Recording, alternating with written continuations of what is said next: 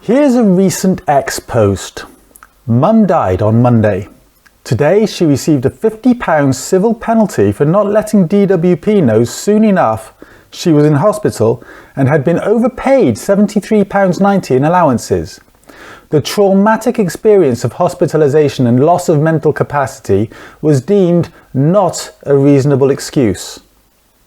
Responding to it, somebody else said, "My late husband had terminal cancer and been given months to live. He struggled to breathe and used a walking stick. The Jobcentre wrote to him with an appointment in order to discuss ways to get him back to work." There is a culture inside the Department for Work and Pensions that prioritises procedural compliance over basic humanity, and that's putting it diplomatically.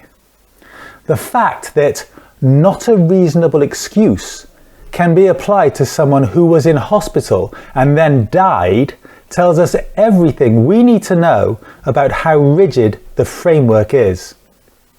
It is driven primarily by what the rules say the DWP is allowed to do, with reality coming a very poor second.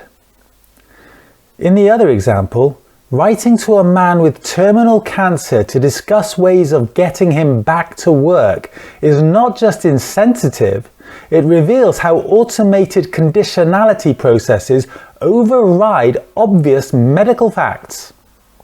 The machinery keeps moving and nobody actively intervenes to stop it unless the matter is raised in the press. And these aren't new criticisms. The DWP has faced years of scrutiny over sanctions, overpayments, and how it treats claimants with severe illness or mental health conditions. The pattern people recognise is this. The burden is always on the claimant or their grieving relatives to navigate the bureaucracy and to do it perfectly, even in circumstances where that expectation is plainly unreasonable. Whether ministers call it efficiency, fraud prevention, or safeguarding public money, the lived experience for many is a system that attacks at the very moment people are most vulnerable.